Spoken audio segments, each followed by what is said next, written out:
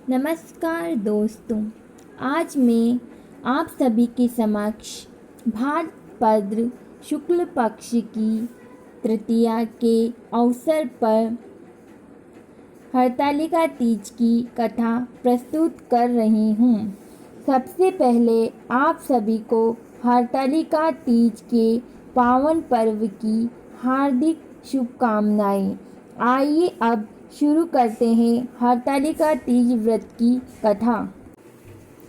जिनके दिव्य केशों पर मंदार आर्क के पुष्पों की माला शोभा देती है और जिन भगवान शंकर के मस्तक पर चंद्र और कंठ में मुंडों की माला पड़ी हुई है, जो माता पार्वती दिव्य वस्त्रों से तथा भगवान शंकर दिगंबर वेश धारण किए हैं, उन दोनों भवानी शंकर को मैं नमस्कार करती हूँ।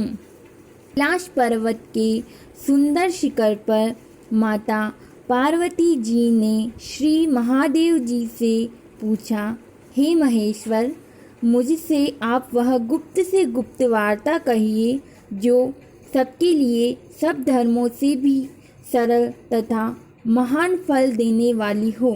हे नाथ, यदि आप भली भांति प्रसन्न हैं तो आप उसे मेरे सम्मुख प्रकट कीजिए। हे जगन्नाथ, आप आदि मध्य और अंत रहित हैं। आपकी माया का कोई पार नहीं है। आपको मैंने किस भांति प्राप्त किया है, कौन से व्रत तप या दान के पुण्य फल से आप मुझको वर रूप में मिले। श्री महादेव जी बोले, हे देवी, यह सुन, मैं तेरे सम्मुख उस व्रत को कहता हूँ जो परम गुप्त है। जैसे तारागणों में चंद्रमा और ग्रहों में सूर्य, वर्णों में ब्राह्मण, देवताओं में गंगा, पुराणों में महाभारत, वेदों में साम और इंद्रियों में मन श्रेष्ठ हैं, वैसे ही पुराण और वेद सब में इसका वर्णन आया है, जिसके प्रभाव से तुमको मेरा आधा आसन प्राप्त हुआ है। हे प्रिय, उसी का मैं तुमसे वर्णन करता हूँ। सुनो, भाद्रपद मास के शुक्ल पक्ष की हस्त नक्षत्र संयुक्त तृतीया तीज के दिन इस व्रत का अनुष्ठान मात्र करने से सब पापों का नाश हो जाता है। तुमने पहले हिमालय पर्वत पर इसी महान व्रत को किया था, जो मैं तुम्हें सुनाता हूँ। पार्वती जी बोली, हे प्रभु, इस व्रत को मैंने किस लिए किया था, यह मुझे सुनने की इच्छा है, सो कृपा करके कहिए। शंकर जी बोले, हे आर्यव्रत, में हिमालय नामक एक महान पर्वत है, जहाँ अनेक प्रकार की भूमि अनेक प्रकार के वृक्षों से सुशोभित है, जो सदैव बर्फ से ढके हुए तथा गंगा की कल कल ध्वनि से शब्दायमान रहता है। हे पार्वती जी, तुमने बाल्यकाल में उसी स्थान पर परम तप किया था और 12 वर्ष तक के महीने में जल में रहकर तथा वैशाख मास में अग्नि में प्रवेश करके तप किया। श्रावण के महीने में बाहर खुले में निवास कर अन्न त्याग कर तप करती रही। तुम्हारे उस कष्ट को देखकर तुम्हारे पिता को बड़ी चिंता हुई। वे चिंतातुर होकर सोचने लगे कि मैं इस कन्या की किससे शादी करूं। इस अवसर पर देवयोग से ब्रह्मा जी के पुत्र नारद जी वहाँ आए। देवर्षि नारद ने तुम शैलपुत्री को देखा। तुम्हारे पिता हिमालय ने देवर्षि को अर्घ्यपाद्य आसन देकर सम्मान को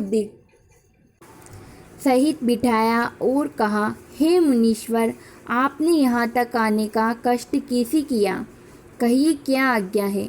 नारद जी बोले, हे गिरिराज, मैं विष्णु भगवान का भेजा हुआ यहाँ आया हूँ।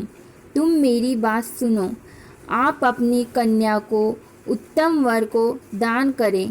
ब्रह्मा, इंद्र, शिव आदि देवताओं में विष्णु भगवान के समान कोई भी उत्तम नहीं है, इसलिए मेरे मत से आप अपनी कन्या का दान भगवान विष्णु को ही दे।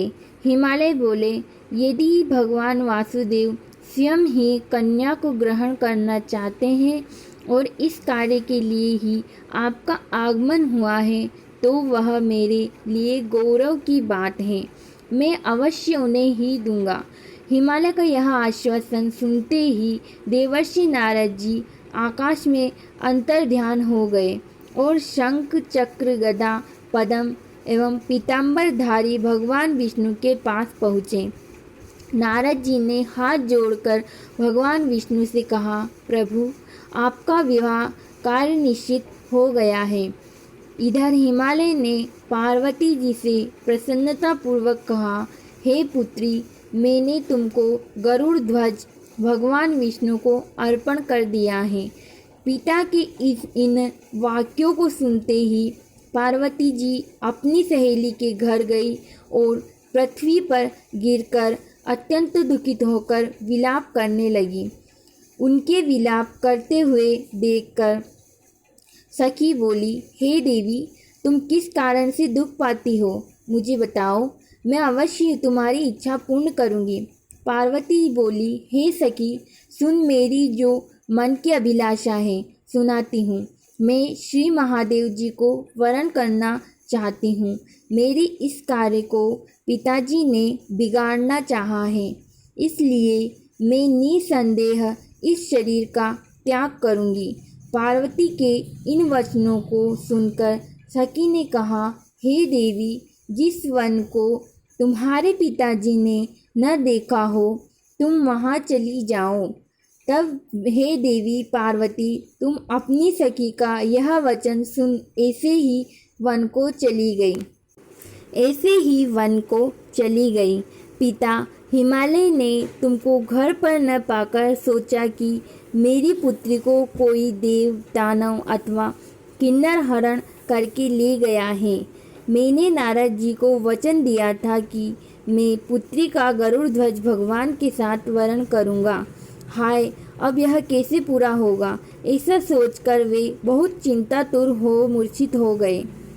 तब सब लोग हाहाकार करते हुए दौड़े और मूर्छा दूर होने पर गिरिराज से बोले कि हमें आप अपनी मूर्छा का कारण बताओ। हिमालय बोले, मेरे दुख का कारण यह है कि मेरी रत्न रूपी कन्या को कोई हरण कर ले गया, या सर्प डस गया, या किसी की सिंह या व्याघ्र ने मार डाला है। वह न जाने कहाँ चली गई, या उसे किसी राक्षस ने मार डाला है। इस प्रकार कहकर गिरिराज दुखित होकर ऐसे कांपने लगे जैसे तीव्र वायु के चलने पर कोई वृक्ष कांपता है। तत्पश्चात हे पार्वती, तुम्हें गिरिराज साथियों सहित घने जंगल में ढूंढने निकले। सिंह, व्याघ्र, रीछ और आदि हिंसक जंतुओं के कारण वन महाभयानक प्रतीत होता था। तुम भी सखी के साथ भयानक जंगल में घूमती हुई वन में एक नदी के तट पर गुफा में पहुंची। उस गुफा में तुम आनी सखी के साथ प्रवेश कर गई, जहां तुम अन्न जल का त्याग करके बालू का लिंग बनाकर मेरी आराधना करती रही।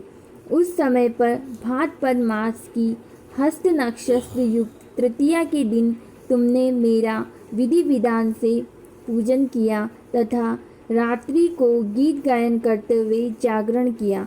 तुम्हारे उस महाव्रत के प्रभाव से मेरा आसन डोलने लगा। मैं उसी स्थान पर आ गया जहाँ तुम और तुम्हारी सखी दोनों थी। मैंने आकर तुमसे कहा, हे वरानने, मैं तुमसे प्रसन्न हूँ, तू मुझसे वरदान मांग। तब तुमने कहा कि हे देव, यदि मुझसे प्रसन्न है तो मुझे अपनी अर्धांगिनी के रूप में स्वीकार करें। तब तुम्हारी मांग तथा इच्छा अनुसार तुम्हें मुझे अर्धांगिनी के रूप में स्वीकार करना पड़ा और तुम्हें वरदान देकर मैं कैलाश पर्वत पर चला गया। प्रातः होते ही तुमने पूजा की समस्त सामग्री को नदी में प्रवाहित करके अपनी सहेली सहित व्रत का पारण किया। उसी समय तुम्हें खोजते हुए हिमालयी राज उस स्थान पर पहुंच गए और रोते हुए तुम्हारे घर छोड़ने का कारण पूछा।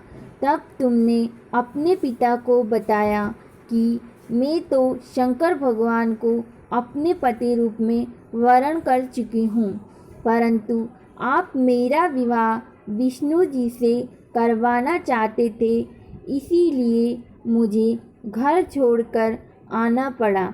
मैं अब आपके साथ घर इसी शर्त पर चल सकती हूँ कि आप मेरा विवाह विष्णु जी से न करके भगवान शंकर जी से करेंगे। और गिरिराज तुम्हारी बात मान गए और शास्त्रोक्त विधि द्वारा हम दोनों को विवाह के बंधन में बांध दिया। इस व्रत को हरतालिका इसलिए कहते हैं कि पार्वती की सखी उसे पिता के घर से हरण कर घनघोर जंगल में ले गई थी और भगवान शंकर जी ने माता पार्वती जी को यह भी बताया कि जो कोई स्त्री इस व्रत को परम श्रद्धा से करेगी उसे तुम्हारे समान ही अचल सुहाग प्राप्त होगा।